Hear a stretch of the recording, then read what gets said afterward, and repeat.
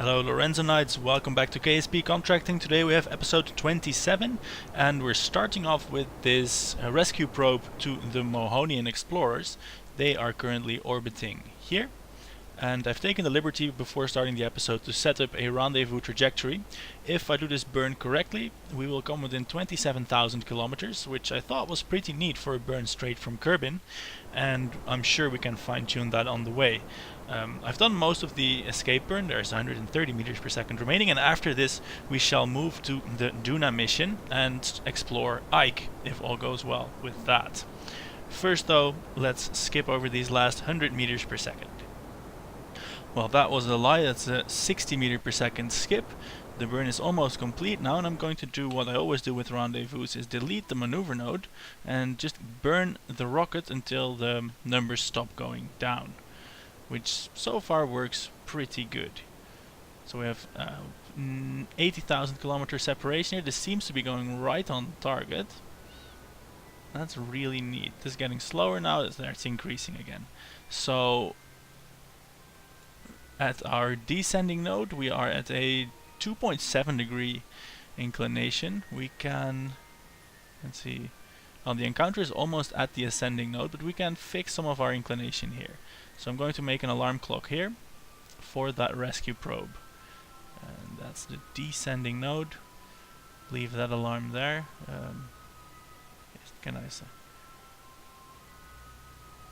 Oh, we can't do it because we're not orbiting the same parent. There is no ascending node between orbits. Okay, it's being wonky, so I'll use the maneuver node instead. Right.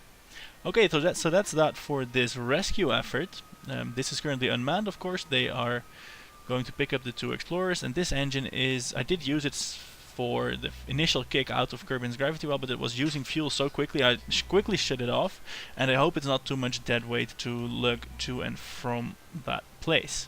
Right, so let's focus the view on Duna, move over here. What we have is the lander that's just in orbit and the mothership here, and we need to make them rendezvous. Now let's see how much fuel we have left in the lander. I don't think it's a lot, but I think there's some. Yes, there definitely is some. Right, and I have a maneuver node here that does... I don't know what that does. We are in orbit, so that's alright.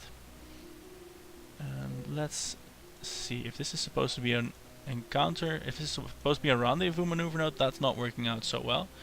But maybe we can do it from here, from this point. We can first make the inclination correct, and then yes, that looks like an encounter. 10 kilometers. Yeah, we'll work with that. 8 kilometers, that's wonderful. 200 meters per second. Maybe that's what I tried last time, because the delta V amount is fairly similar. I'm going to control the ship from here, just to be sure.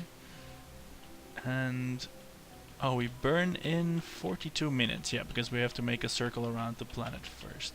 So we lock the attitude in now and fast forward time, and then I'm hoping that we actually have the 250 meters per second in the tank here, because otherwise we just have to finish the rendezvous with the mothership, which we can do. It's not a big problem, but it's nicer not to have to do that. And then we'll leave this lander here in orbit. And I always say this when I leave a lander in orbit. We can use it at some point in the future to set someone down on Duna, and all we need to do is bring some fuel. I've never actually done that, always bringing a new lander, but, well, if we ever want to do that, we can.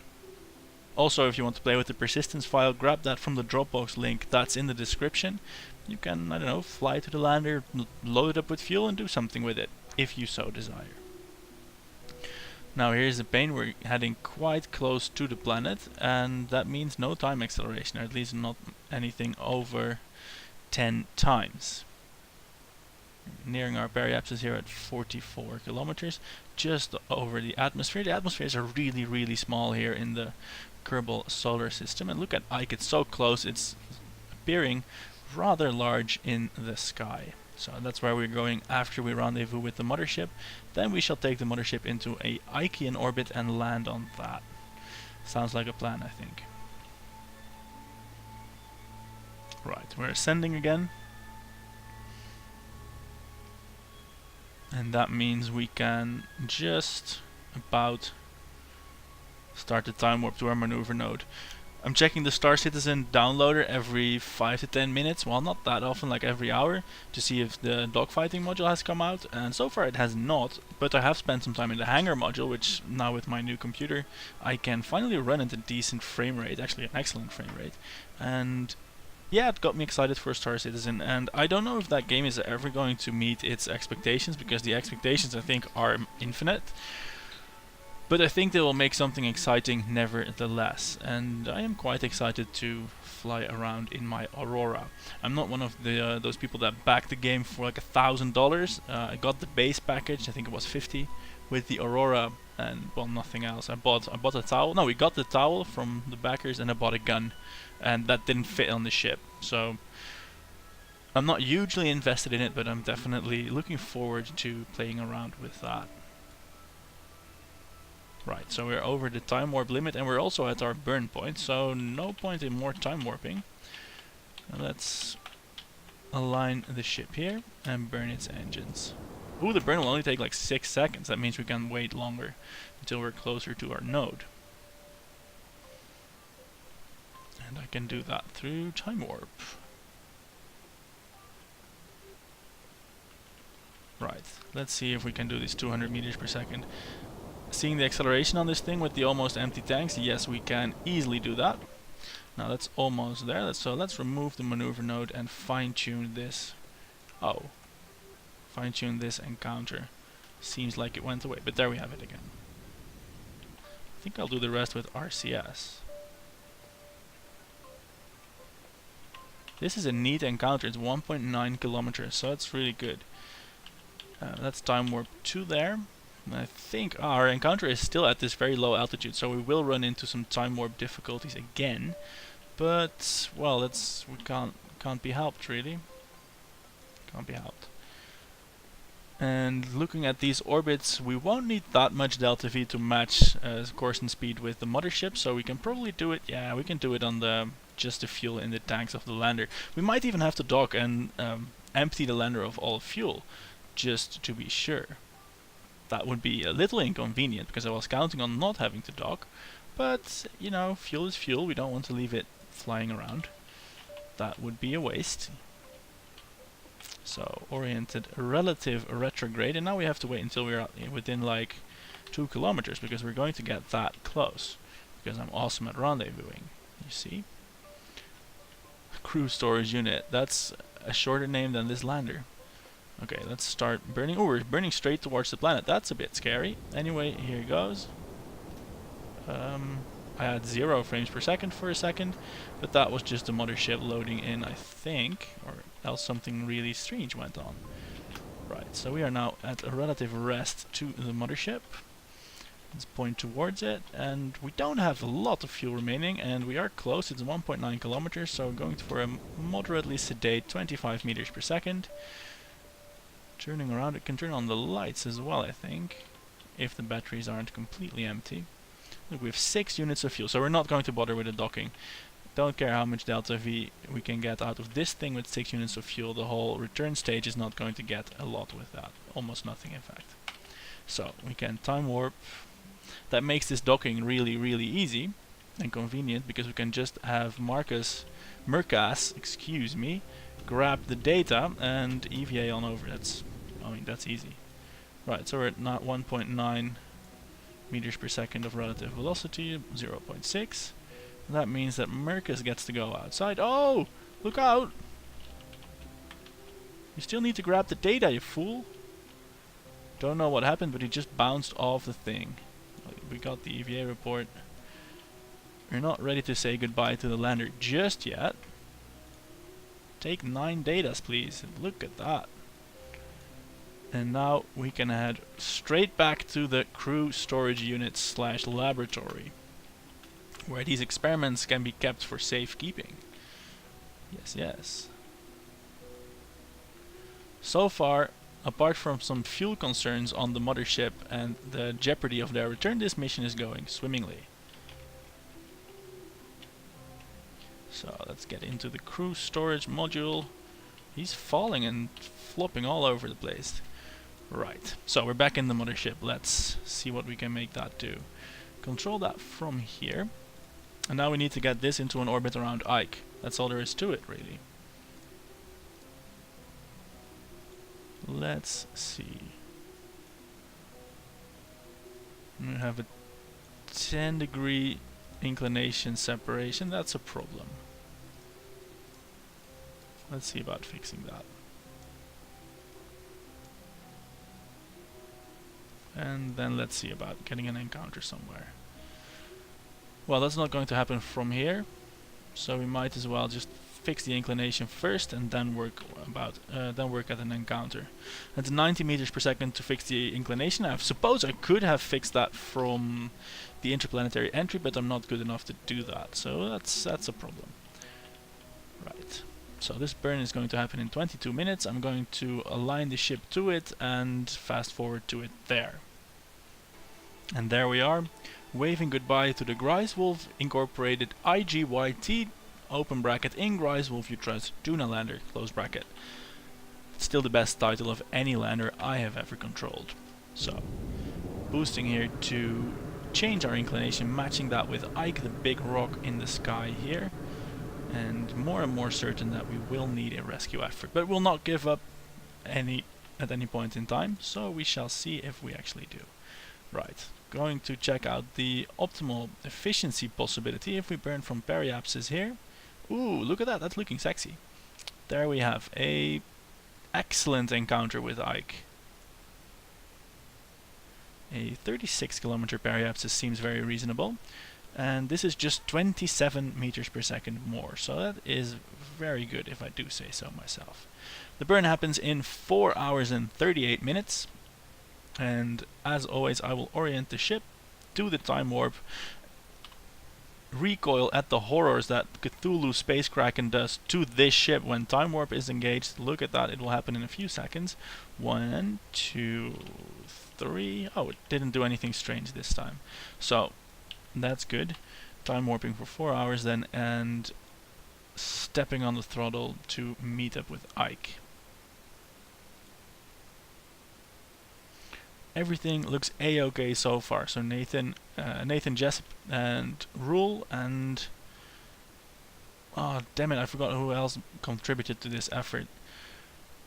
Art Blaze it was, but he made the launcher sequence that I couldn't load, so it's unfortunately left on the Kerbal planet. Sorry about that, but the cooperative effort so far is going really well. All the stuff is working pretty well together, and we have lots of science in this laboratory here. That's good.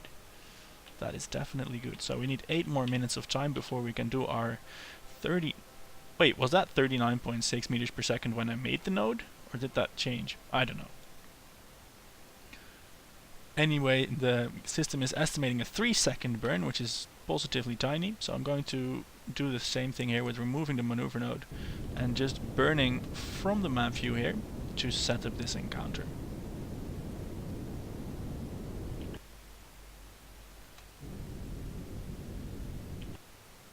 The system is having some difficulty estimating the proper periapsis because, well, the ship is large and wobbles.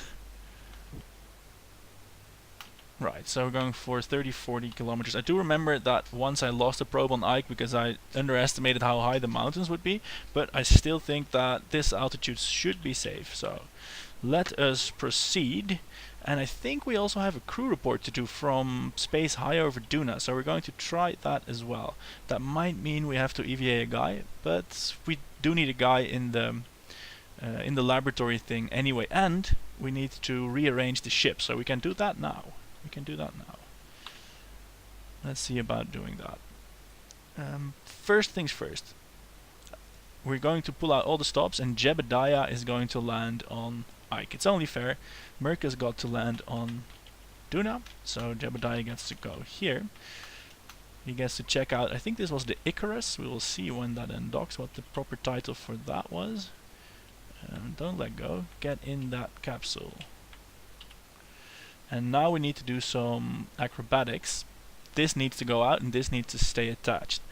I'm wondering what to do. I think I'm going to undock the whole thing, turn it around, redock the whole thing, and then just leave. Okay, let's just do that. Undock this. We shall now control from here.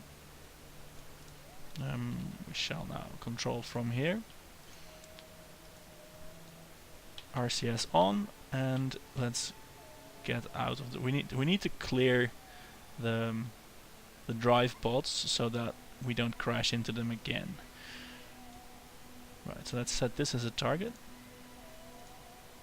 I want to turn around without using RCS because I don't want to incur any steering. I just want to go forwards and backwards so that the alignment stays good. So, going to turn with just reaction wheels. I hope that works out.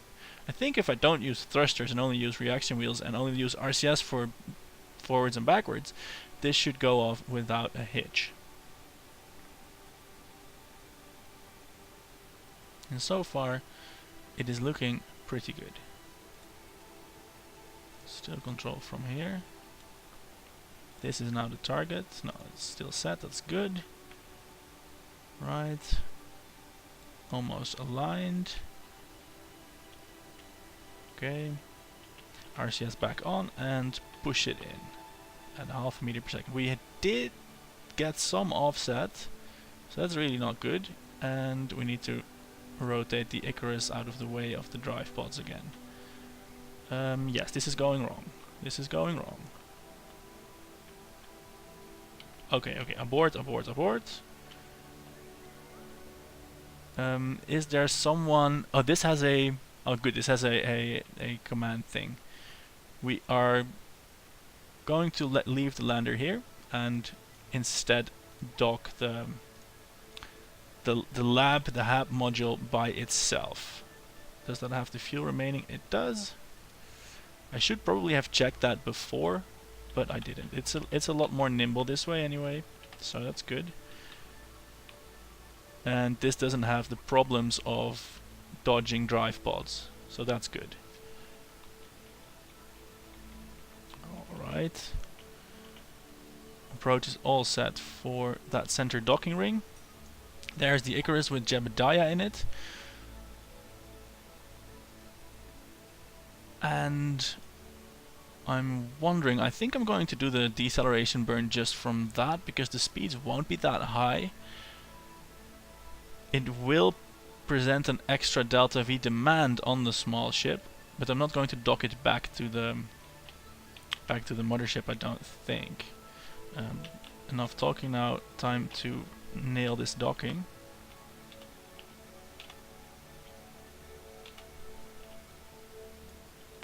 Oh, we're not quite there yet.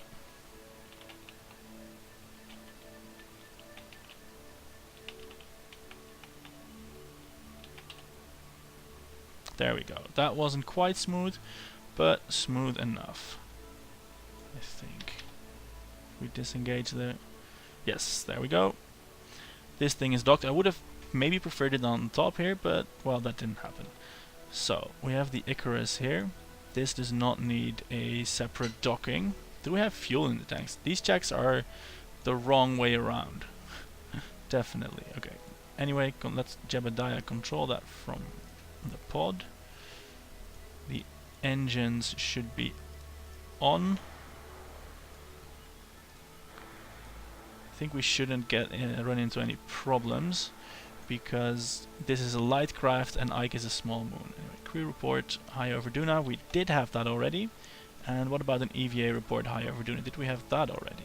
We already had that. I don't know why I thought we didn't, but I did thought that. Okay, these things will arrive here at Ike simultaneously. Going to throw a quick save just in case and time warp to that point where we shall perform 2 burns to get into Ike orbit.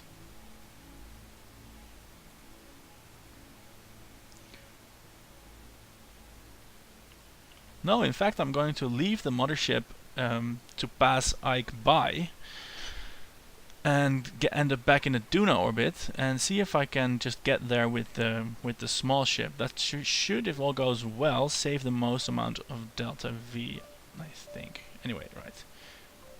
Oh, this is not the Icarus, this is the Angora Avenger. Apologies for getting that name wrong, but important things, we are now in Ike space, so we can do crew reports. Oh, we're still in time warp. Transmitting the crew report. And do we have solar panels on this? Oh yeah, we do. Good. Do we have temperature sensors on this? I don't think we do. We do have 3 materials based on this, so we can get a sample from here. Let's keep that. And a goo sample as well. Let's keep that also. And of course an EVA report. Whoa! That looked painful. An EVA report from space over Ike. And he can go back inside to transmit that home.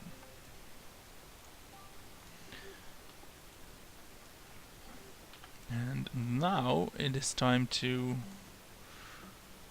I'm going to establish an orbit that passes over Ike very, very low on the light side, so we can then immediately transition into a landing over here.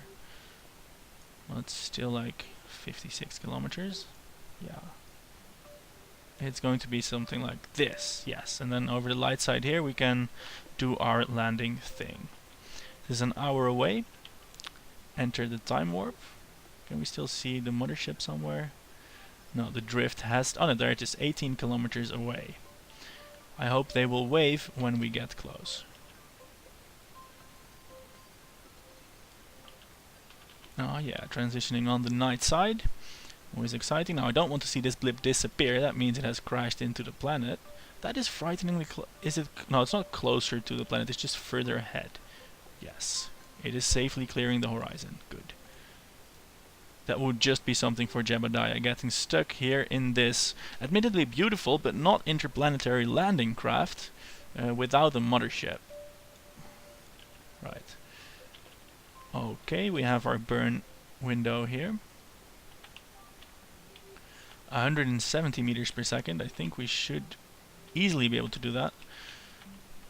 And this ought to have the fuel. Oh! Some of the fuel is... oh, this is handicapping this mission. I didn't bring a full set of fuel.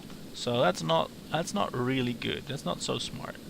Also the thrust to weight ratio on this thing is not huge, which will make it efficient because it's light, but also will make landing something we cannot mess up because there's no punch in the rockets to... well, to fix that at the last second. Okay, crew report. We're still high over Ike, so no use in getting that down here. We need to get lower. Let's see how low we can go.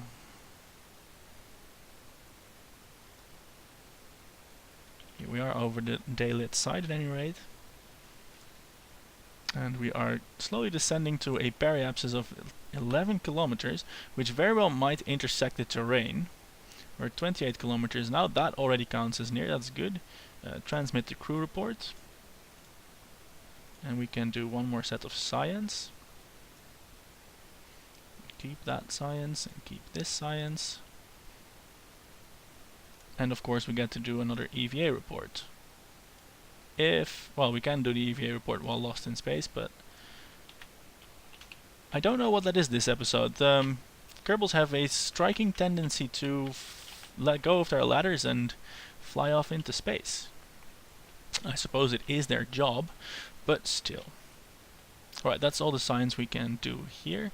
Let's see what happens if I toggle the landing gear. Ooh, we got wheels! We got wheels and we got ladders. Oh, this is mighty interesting. And we get lights.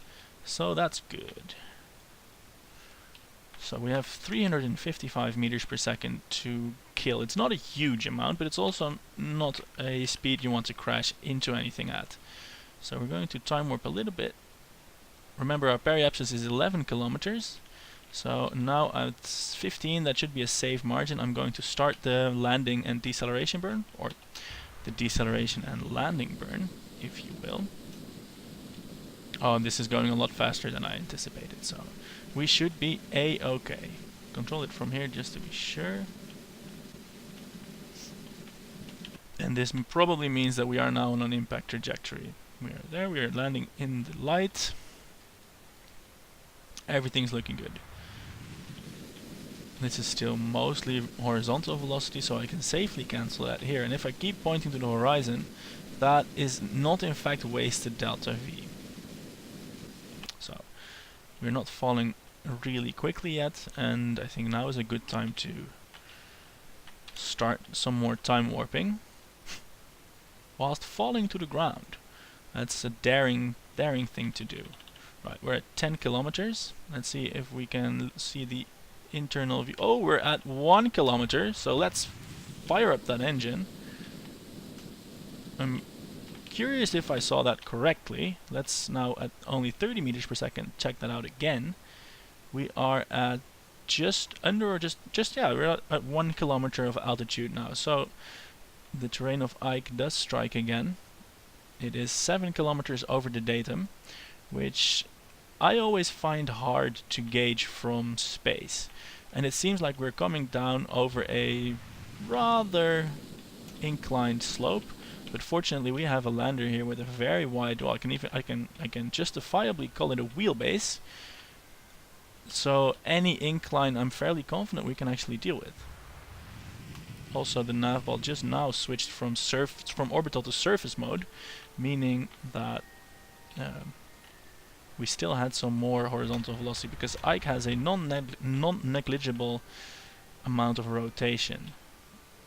Also, I'm not sure if the ship is imbalanced or if I did the fuel wrong or if something happens, but it doesn't want to stay pointing up. It's not really adamant about it, so that's good, but it is a bit wobbly. Landing so far seems to be going well. I don't know the impact tolerance of these wheels. It doesn't really matter because, well, we won't be using them as wheels.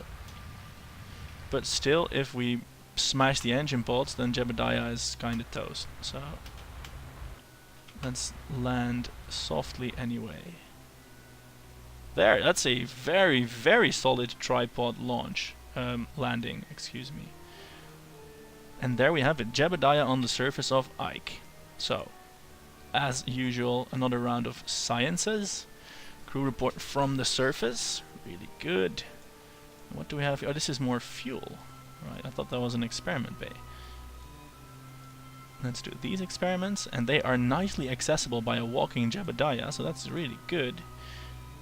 Stellar design choices there. And now, of course, we need to do our outside science, and we have a beautiful ladder here. EVA report 1 space near Ike. Keep the data. Did I not get that? Oh, I did get it, but I didn't transmit that. So let's transmit that now. There. Now we can go grab our surface sample. And of course collect all these sciences. And plant the flag that Jebediah was on Ike.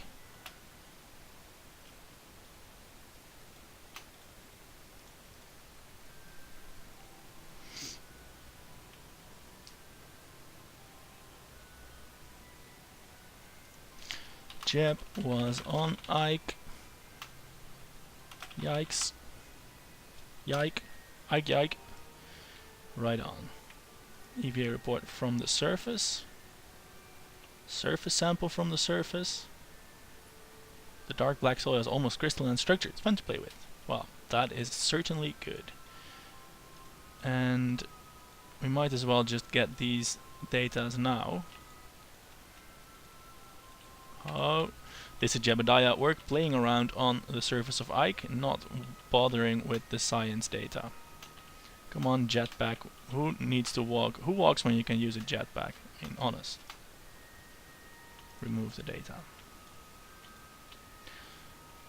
I'm not sure if these are actually easily accessible or if I'm just messing it up.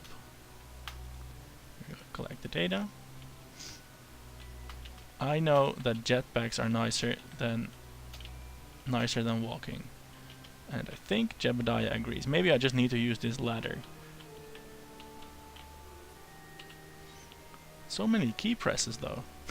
Collect the data, collect the data.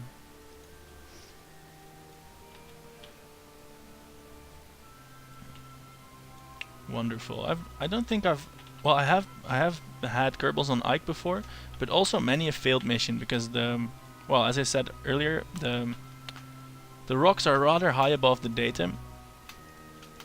Oh no, did I reset the experiment bay now? Oh, that would be a pain. Did I hit the wrong button? I think I did. Yeah, I did. Shit. So, which ones do I have already? I hope that's the space ones. No, this one was a space one, was low space. That's still not the worst, we can get that again. We can get that again. As we lift off, really. We can get anything again, but... that was sloppy. Got the data, and now we shall, of course, transmit the... It would be fun if this was the entry hatch for the thing, but I don't think there is a part that does that well. We shall transmit the surface sample, get another one, and get cracking on returning. Well, actually I'm going to save the returning for a later episode, because this one I think already is quite long also. Okay, the EVA report can be transmitted. Material study cannot be transmitted.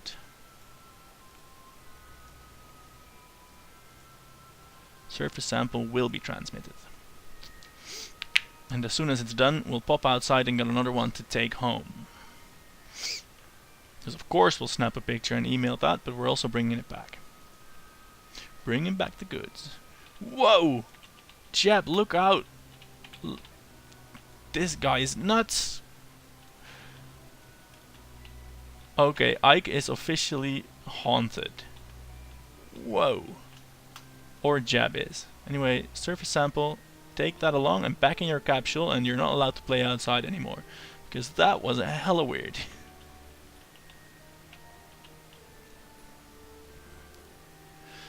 Anyway, what we do have to do is take a look at the R&D station, because for today we are done here, and do something with all the science we have thus far unlocked.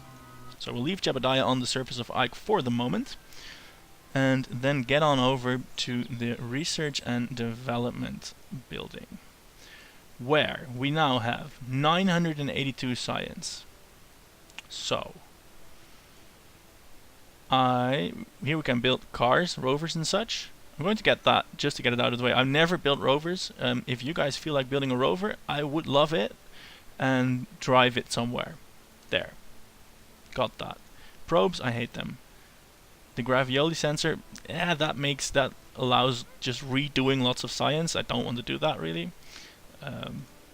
We have rapier engines here, toroidal aerospike rockets, or the big honkin' engines.